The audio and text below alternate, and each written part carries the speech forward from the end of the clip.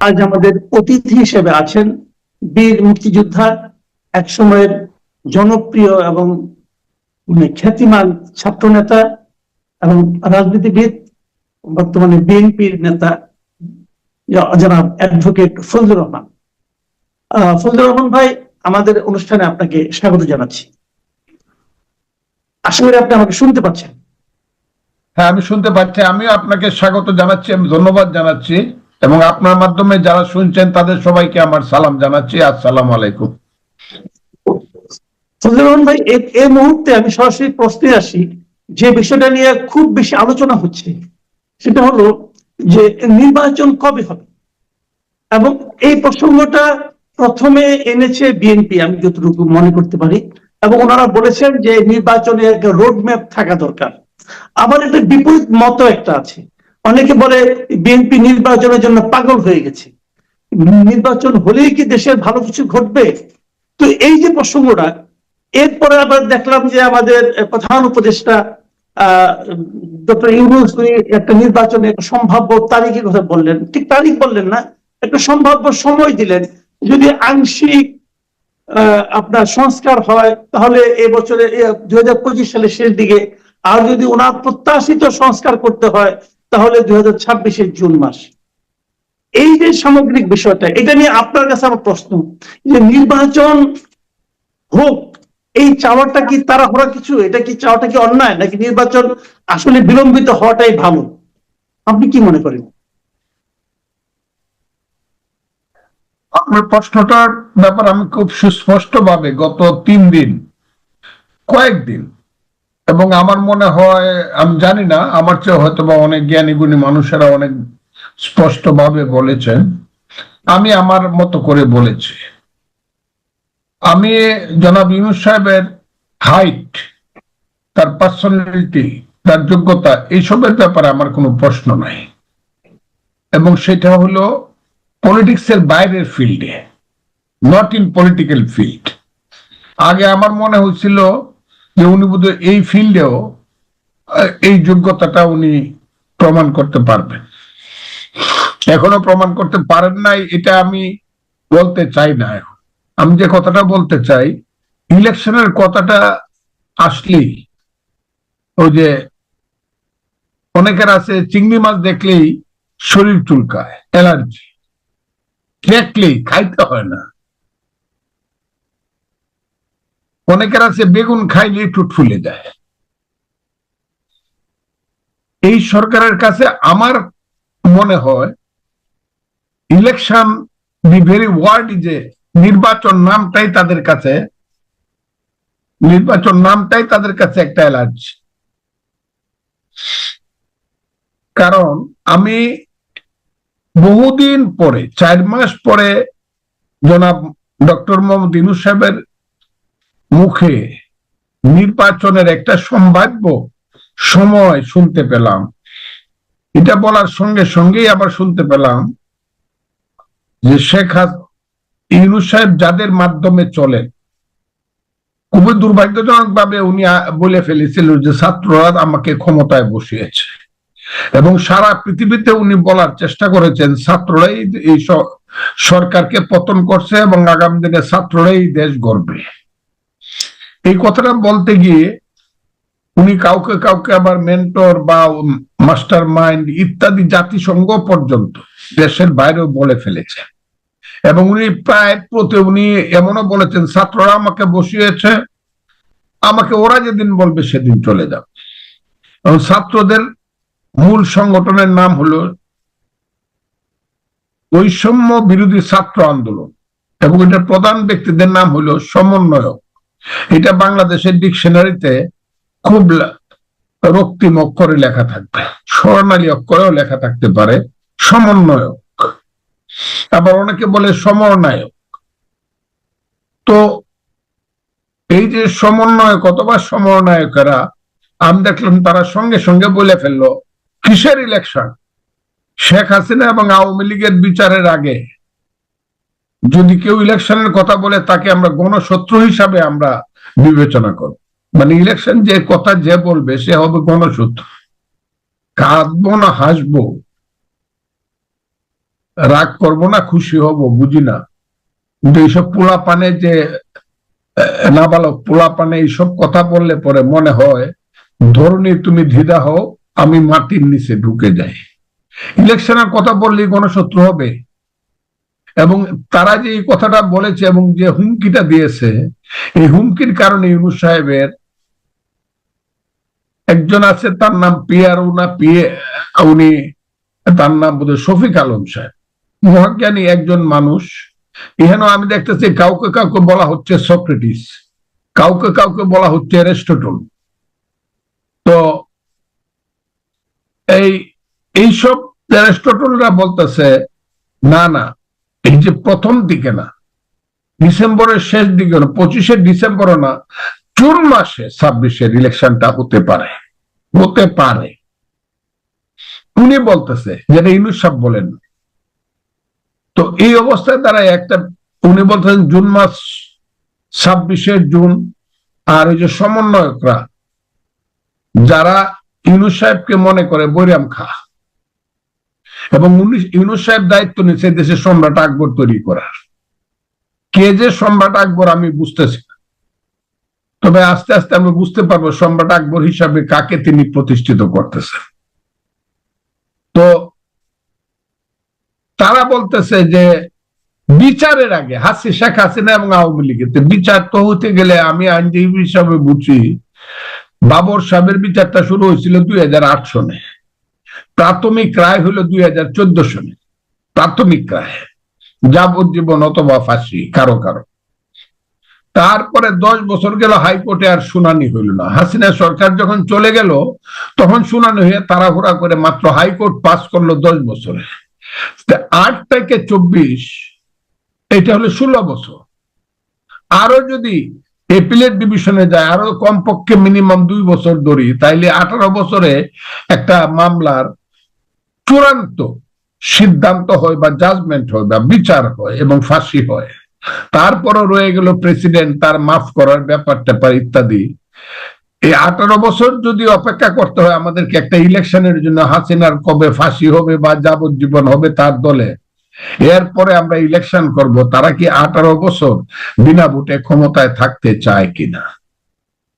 হ্যাঁ, তারা থাকতে পারে। তারা যেভাবে কথাবার্তা বলে, এই ধরনের হাইজাকিং কথাবার্তা, আমি তাদেরকে হাইজাকার বলবো না, কিন্তু কথাবার্তা তারা সমস্ত ব্যাপারটাকে হাইজ্যাক করে নিয়েছে। বাংলাদেশে তারাই কিন্তু সব না। 1.5 মাসের আন্দোলনে যদি নেতা হয়ে যাইতো, 1.5 মাসের আন্দোলন তো একটা ধানই পাকে না, 1.5 মাসে তো একটা ফলই পাকে না, একটা কলা পাকে না 1.5 মাসে। আপনার 1.5 মাসে 1 মাস, জুলাইয়ের 5 তারিখ থেকে আগস্টের 5 তারিখ পর্যন্ত আপনারা বাংলাদেশকে সব জয় করে ফেলছেন, আর কেউ কিছু করে নাই, আপনারাই জয়ী হয়ে গেছেন। এগুলা শুনলে পরে নিজের প্রতি ঘৃণা আসে, তাদের প্রতি না। ইলেকশনটা ওনারা দিতে চাচ্ছেন না, কারণ ইলেকশনটা দিলে পরে কি হবে ওনারা জানেন। ওনাদের জনপ্রিয়তার যে ব্যারোমিটার, এই ব্যারোমিটারটা ওনারা না জানলে ওনাদেরকে হয়তো বা কোথাও থেকে বলা হয় যে আরো অপেক্ষা করতে হবে 10 বছর, তারপরে তোমরা এখন 23 বছর হইছ, এখন তোমাদের বয়স 33 বছর হইলে পরে সম্রাট আলেকজান্ডার যেমন বিশ্বজয় করছিল, গ্রেট আলেকজান্ডার, তোমরা বোধহয় 33 বছরের গ্রেট আলেকজান্ডার হইবা, অপেক্ষা। কাজে তারা ইলেকশনটাকে দিতে চায় না। কিন্তু একজন দিতে না চাইলে ইলেকশনটা হবে না তা কিন্তু নয়। বাংলাদেশের ইতিহাস বড় নির্মম এবং নিষ্ঠুর। আমি সবসময় একটা কথা বলি, এই বাংলায় শুধু পেলিতা মিলিয়ার জুই ফুল ফুটে না, এদেশে রক্ত গোলাপ রক্ত যুবক ফুটে। আমি সবসময় আমার বক্তৃতা বলি, এদেশে শুধু কোকিল ডাকে না, রয়্যাল বেঙ্গল টাইগারও ডাকে। তাই যারা বাংলাদেশকে চিনে না তাদের জন্য ভিন্ন কথা, কিন্তু ইলেকশন না দিয়ে তারা পারবে এটা আমি মনে করি না। আমি মনে করি ফেব্রুয়ারি মাস থেকে এটা বুঝে যাবে ইলেকশন তারা কবে দিবে এবং কবে দেশে ইলেকশন হবে। তবে ইলেকশন যত দ্রুত হয় ইউনূস সাহেব বেঁচে যাবে, বাংলাদেশ বেঁচে যাবে। আর ইউনূস সাহেব ইলেকশন না দিয়ে তার সরকার যত বেশি বিনা ভোটে ক্ষমতায় থাকতে যাবে, দুর্ভাগ্য তাদের জন্য অপেক্ষা করছে, এটা আমি মনে করি। এবং সেই দুর্ভাগ্যটা শেখ হাসিনার চেয়ে খুব কম হবে এটা আমি মনে করি না। কাজে ইলেকশন বাংলাদেশের মানুষ আনবে, এবং যদি বাংলাদেশের মানুষকে যদি আন্দোলন করে ইলেকশন করতে হয়, তো ইউনূস সাহেবদের কপালে দুঃখ আছে। এই যেটা আমি চাই না। আমি চাই ইউনূস সাহেব সবচেয়ে সফলতার সঙ্গে একটা ফ্রি ফেয়ার ইলেকশন দিয়ে জনগণের প্রতিনিধিদের হাতে ক্ষমতা হস্তান্তর করে উনি নিজের যে বিশ্ব ব্যক্তিত্ব, এটা উনি নিজেকে প্রমাণ করুন, এটা আমি মনে করি। জি, আমি আরেকটা কথা জানতে চাচ্ছি যে একটা কথা বলা হচ্ছে যে দেশে দেশে একটা যখন আন্দোলন হয়, হাসিনা বিরোধী আন্দোলন, তখন বলা হয়েছিল যে আমরা কেবল স্বৈরাচারের পতনই চাই না, আমরা সেই সঙ্গে এমন একটা ব্যবস্থা চাই যে ব্যবস্থা হলে পরবর্তীতে যারা ক্ষমতা আসবে তারা যেন স্বৈরাচারই না হয়ে উঠতে পারে। তো এই ব্যাপারে আবার আরেকজন উপদেষ্টা সৈয়দ রিজওয়ানা হাসানকে আমি বলতে শুনলাম যে রাজনীতিবিদরা যেটা 53 বছরে পারেন নাই, সেই কাজটা আমরা করতে যাচ্ছি। এই যে রাজনীতিবিদরা পারেন নাই, ওনারা পারবেন অথবা ওনারা করতে যাচ্ছেন, এই মন্তব্যটাকে আপনি কিভাবে মূল্যায়ন করবেন? কে বলছেন? সৈয়দ রিজওয়ানা হাসান। জি, উনি অনেক ভালো, অনেক জ্ঞানী গুণী মহিলা, বিশ্বের বিভিন্ন স্ট্যান্ডার্ডে উনার নাম আছে। আমি উনাকে রেসপেক্ট করব নিশ্চিত ভাবে। উনি একজন মানে নারী হিসাবে আমার মাতৃরূপী। কিন্তু উনি যে ধরনের কথা বলেন, যত মিষ্টি মিষ্টি, এগুলো সাধারণত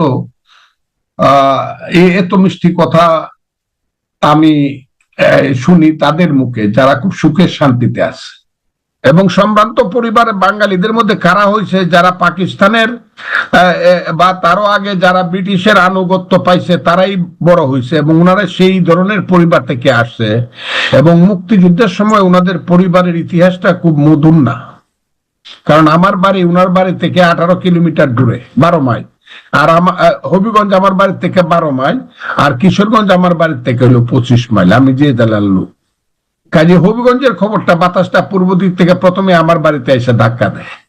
এবং আমি মুক্তিযোদ্ধা কমান্ডার বলে আমি জানি হবিগঞ্জে কারা কারা দালালা ছিল, রাজাকারা ছিল, আলবদরা ছিল, এবং কত মানুষ আমার পায়ে ধরে বাঁচবার চেষ্টা করছে।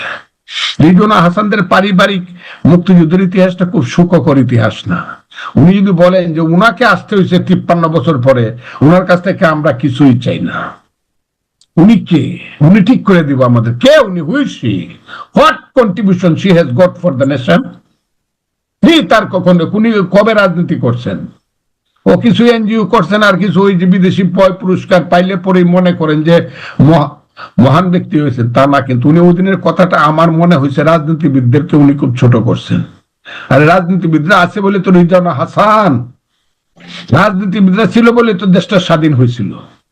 আপনি রিজওয়ানা হাসান হয়েছেন, ভুল ত্রুটি রাজনীতিবিদদের যাই থাক, এখন আইছেন আপনি ঠিক করে দিবেন। আপনার ঠিক চাইটাই না এনতা বিদায় অন ইলেকশন দিয়া, নাহলে ইলেকশন করে দেখেন হবিগঞ্জের হেড টু কোয়ার্টারে আপনি তো মহিবুল হাসান সাহেবের মেয়ে, আমি ওনাকেও চিনতাম, কয়টা ভোট পান দেখেন, জামানতটা বাঁচে কিনা।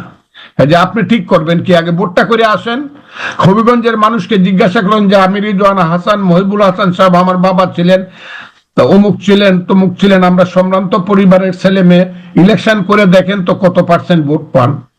কাজে এত বড় বড় কথা, এত অহংকারী কথা বলেন না যে আমাদেরকে কেন আসতে, উনি করতে কে আইছে? আসমান থেকে আইছে না, উনি ইউনূস সাহেবের দয়ায় আসছে, এনজিওদের দয়ায় উনি আসছে। ইউনূস সাহেব যদি বলতো যে উনার যিনি, ইউনূস সাহেবকে যিনি ভাত রান্না করে খাওয়া, তাকেও উনি উপদেষ্টা করবেন, ইউনূস সাহেব পারত। যারা আজকে উপদেষ্টা, যাদের ইতিহাসটা করে সাংঘাতিক কিছু গ্লোরি আছে, এটা ঠিক না।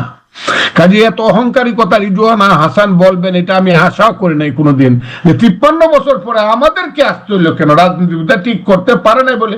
আরে পারে নাই মানে? রাজনীতিবিদরাই তো এই দেশটা এই পর্যায়ে নিয়ে আসছে। হইতে পারে গণতন্ত্রের জন্য শেখ হাসিনা যা করছে, সর্বনাশ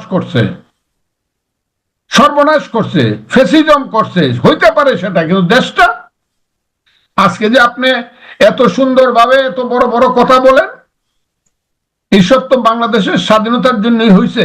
আর বাংলাদেশের স্বাধীনতাটা তো এই দেশের রাজনীতিবিদরাই করছিল, আপনার বাপে তো করে নাই, আপনার বাপ তো বিরুদ্ধে ছিল। আমি খুব স্পষ্টভাবে কথাটা বললাম। এটা যদি চ্যালেঞ্জ করতে হয়, উনি চ্যালেঞ্জ করতে পারেন আমার সঙ্গে। এই কথাটা তো ঠিক, এই কথাটা তো আপনি মানবেন যে এখন যে সংস্কারের দাবি উঠেছে, এই দাবিগুলো পূরণে অতীতে আমরা রাজনীতিবিদদের কোনো ভূমিকা দেখিনি, এটা তো ঠিক। কোন দাবিগুলো? এই যে সংস্কারের দাবিগুলো উঠেছে, হ্যাঁ, কি সংস্কার সংস্কার করতেছেন তারা? আমার জানা দরকার কি সংস্কার তারা করতে চান। কে এই মহাজ্ঞানী লোকটি আমার জানা দরকার। না, এরই মধ্যে তো 6টা এবং পরবর্তীতে আরো 5টা অনেকগুলো সংস্কার কমিশন হয়েছে। এই কমিশনগুলোর কর্মকাণ্ড এবং যোগ্যতা কি আপনি মানে গুরুত্ব দিতে চাচ্ছেন না? আমি তাদের যোগ্যতা বা গুরুত্ব কোনো কিছুই বলছি না। আমি শুধু বলছি সংস্কার অনন্তকাল চলবে, যতদিন পর্যন্ত কিয়ামত না হবে পৃথিবী। এই সংস্কার চলছে যেদিন থেকে মানুষ গুহায় বাস করত, তারপর থেকে সংস্কার শুরু হয়েছে।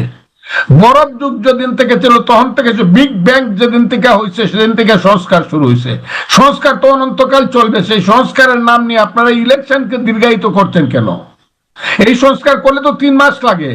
দেন তো দেখি আমাকে কোনটা দিবেন, আমি 3 মাসে পারি কিনা দেখি। বা আমাদের কিছু লোক আমি সাজেস্ট করি যে এদেরকে দেন, এরা 3 মাসে পারে কিনা দেখেন। আপনারা এটাকে 3 বছর লাগাইতে চাচ্ছেন কেন?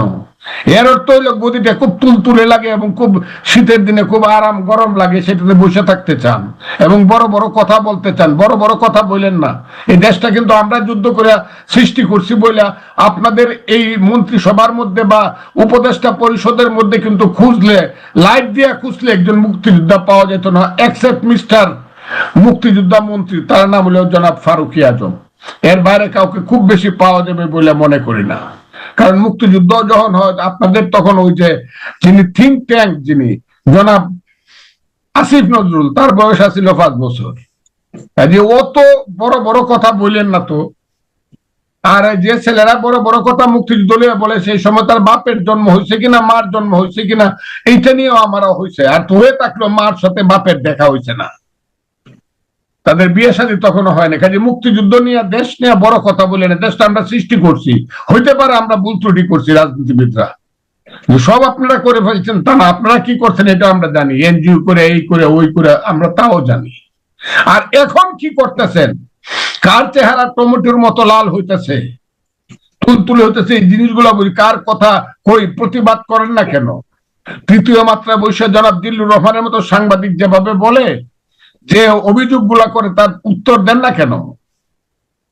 কেন আজকে বলে পিনাকি ভট্টাচার্য এবং ইলিয়াসের মতো, হুসেনের মতো সাংবাদিকরা কেন বলে শত শত কোটি টাকার কালো টাকার ডিল হচ্ছে? আমি বলি না, আমি বলবো না কোনোদিন আপনাদের বিরুদ্ধে। বলে কেন? কাজে সব সত্য ঠিক না, সব মিথ্যা সেটাও ঠিক না। রাজনীতিবিদরা সব খারাপ করছে এটাও ঠিক না। খারাপ করলে পরে এই দেশে প্রথম বাজেট ছিল 753 কোটি টাকা, এখন এটা 7 লক্ষ কোটি টাকায় দাঁড়াইতো না রাজনীতিবিদরা সব খারাপ করলে। এটা আপনারা করে দেন নাই। কাজে রিজন হাসান যে কথাটা বলছি, কথাটা তার উইথড্র করা উচিত। আমরা আসছি আপনাদেরকে ঠিক করে দেওয়ার জন্য। আমাদেরকে কেন আসছিল? আপনি কে? আপনাকে তো ইউনূস সাহেব আনছে, এবং এটা পিনাকি ভট্টাচার্য বলে কেন আপনাকে আনছে, কোন কোটার থেকে আপনাকে আনছে, আমি তো বলবো না। জি, জনাব ফজলুর রহমান সাহেব, আপনাকে অনেক ধন্যবাদ। আপনার কাছ থেকে অনেক বেশি খোলামেলা এবং কিছু কিছু ইঙ্গিতপূর্ণ কথা শুনলাম। আমি আশা করি আমাদের দর্শকদের এগুলো পছন্দ হবে। প্রিয় দর্শক, আপনারা শুনলেন জনাব ফজলুর রহমান সাহেব ওনার স্বভাব সুলভ ভঙ্গিতে ওনার মন্তব্য, বিভিন্ন প্রশ্নের উত্তর দিয়েছেন। আমার ধারণা আপনারা অনেক প্রশ্নের জবাব পেয়ে গেছেন, অনেক চিন্তার খোরাকও পেয়ে গেছেন। আপনার ভালো থাকবেন। আজ ইলেকশন হইতে হবে, ইলেকশন করলেই গণশত্রু যারা মনে করে তারা ভুল করতেছে। ইলেকশনে দেশে হবে এবং জনতার প্রতিনিধি আছে, ইনশাআল্লাহ দায়িত্ব আসবে।